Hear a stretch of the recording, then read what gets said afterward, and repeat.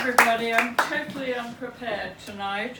I'm going to just hope it doesn't. I'm only on 15%. Anyway, it's a travelogue, basically. Remembering Palermo in Italy, in Sicily. So it's Palermo Memories. I chose to spend a short time in Palermo in early January 2018, as the winters, like Malta, are pleasant and mild. As I walked around the elegant city, I recalled another time decades earlier. I visited Sicily for La Semana Santa in 1974, the year the famous film Serpico was released. Now, why would that be relevant? You'll find out. I had been originally invited to Rome by a theatre director, Tony Damia, who had posted me the ticket. It was the Easter holidays, and I had been his English language teacher at St Giles School in London. At the last moment, he cancelled to shoot a spaghetti western in Almeria. I decided to go alone, as I had already lived in Rome in 1967 and was not going to waste a return ticket. But when I got to Rome, I decided I wanted a different cultural adventure. I had read about Sicily and Easter in the mafioso city of Caltanissetta, so why not go? After all, I spoke Italian. Mind you, Sicily is an island of dialects, but there was the cuisine and the fascinating island steeped in culture through invasion by the Greeks, Saracens, French, Spanish, and even the British during its turbulent past. I needed help at the Stazione Termini to buy a ticket, as there was complete chaos and a long queue. A middle-aged friendly lawyer called Arturo kindly helped me with my suitcase, asking my destination. Sicily was my reply, but where, he asked. I had no idea, and he was going first class to Catania. He suggested I join him. There were no couchettes, free, so along with 2 nuns and a farmer, we stayed up all night devouring the farmer's salami and imbibing excellent Sicilian Nero d'Avola. We finally got to Catania exhausted at 7 a.m. and Arturo kindly suggested I come to stay with him and his wife in their home. I was immediately put to bed with an enormous black cross over the bed.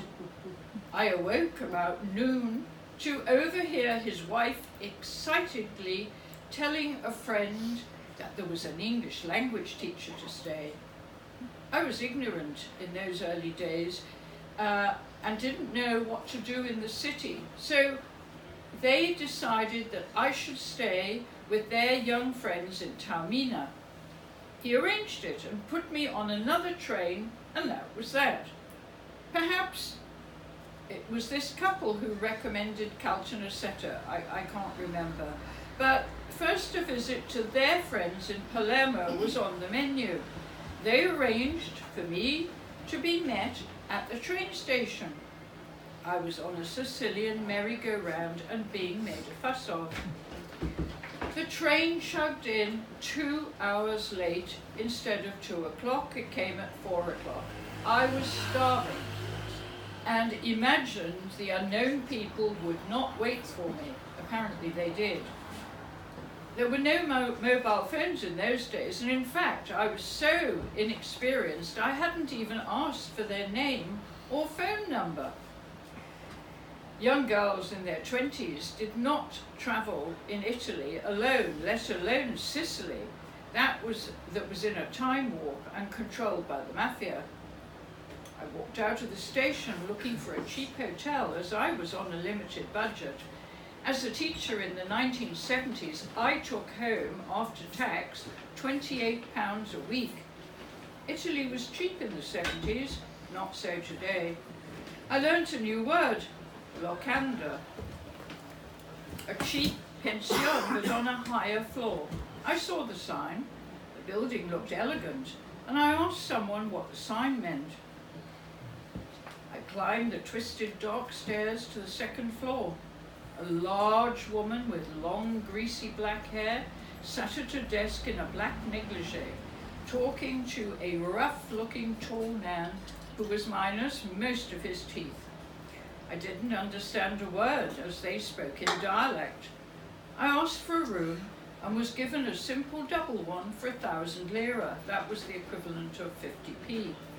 She took my passport, was very formal, and gave me the impression as that foreigners were suspect, especially a young woman on her own.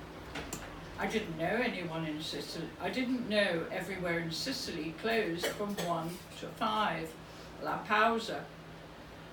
So where was I going to eat? La Signora, who offered me nothing, suggested I went with the man, her tenant, in search of sustenance. Down the stairs we went. He made it obvious in his limited Italian that I had to walk behind him. It appeared he owned a bookshop and would open it up at 4:30. He would open it at 5, but now it was 4:30. We arrived at his shop in a side street, a very dark side street with a heavy metal blind, and he wound it up grunting. He would leave me inside and bring something back for me to eat. Seated in the corner behind his untidy desk, I looked around his small, chaotic shop. There seemed to be mainly magazines strewn all over the floor, rather than books on bookshelves. Curious, I decided to take a look at the magazines. Porno. Well, 1970s light porno. The magazine contained black and white photographs with square black blocks over nipples and pussies.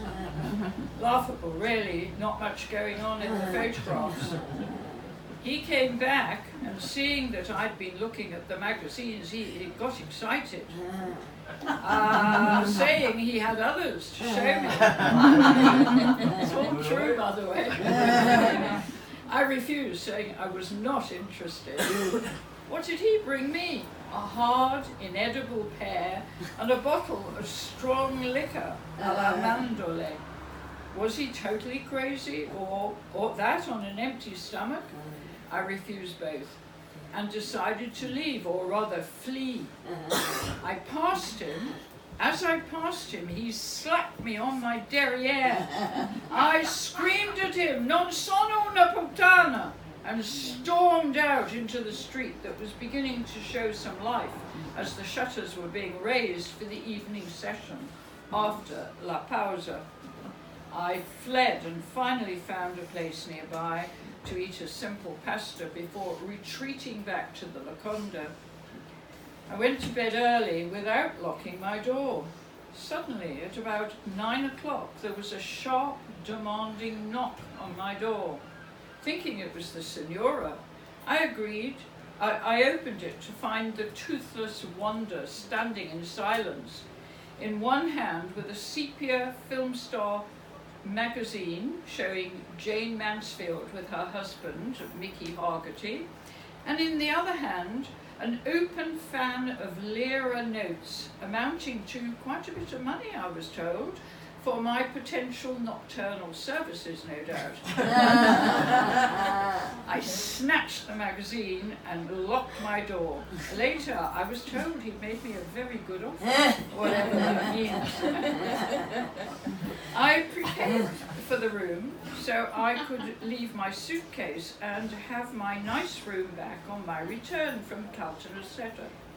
Off I sped on Venerdì Santo to the famous city for its procession. I don't remember where I stayed, but I recall meeting a man with his little girl in the crowd watching the religious procession. Tourists from England were unheard of, and so excitedly he said that I must meet the cinema owner who was his boss, because he had an English wife and his boss would want to meet me. Perhaps that was Saturday. Anyway, I was ushered into a smart, presumably new, gleaming, marble, mafia-laundered cinema, and made to meet a very fat, obviously mafioso owner. Smoking a large cigar with a pot belly, I was warmly greeted by Senor X, can't remember his name, who shoved the phone in my hand and commanded me to speak English to his wife. He said I could see any film for free, and Serpico happened to be showing that very afternoon. What would I like to have with my coffee? He snapped his fingers like Don Corleone, and a mignon arrived, almost bowing. I ordered a ham and cheese motta toast, which I devoured in the office with cappuccino. Later, while watching Serpico with Al Pacino, he told me that he had arranged that I would be collected Sunday to have lunch with him and his English wife. But it never happened. The car never came. Promises, promises. Back I went by train to the Locanda in Palermo. On arrival, the cute little granddaughter came up to me and proudly announced I'd be sharing a room with her. Despite me prepaying, my room had been given to a honeymoon couple. I complained, this time to the husband, a meek, depressed man sitting at the table on the second floor. I was thus led down one flight to a splendid apartment on the first floor and given the owner's bedroom with religious frescoes on the ceiling. From that moment on, I became integrated with the family for the remaining Sicilian days. Their son took me out for gelato, and the sister meshed my hair with silver streaks as she was a hairdresser. The father had been a pharmaceutical representative, but his partner had ripped him off. He had lost all his money, which is why the family had to rent rooms on their second floor to cover their basic costs. Mamma mia. On the last day, there was an engagement party just before the train back to Rome. I was invited, of course, by their son. When I wanted to pay for the rest of my stay, despite the signora looking very cross, their son insisted I was his guest. I was given food for the journey back to Rome. It's a shame today, in 2018, I don't have his name to thank him, but I shall never forget the Sicilian hospitality I did not find on mainland Italy. Another life, another world, and another culture. Viva la Sicilia!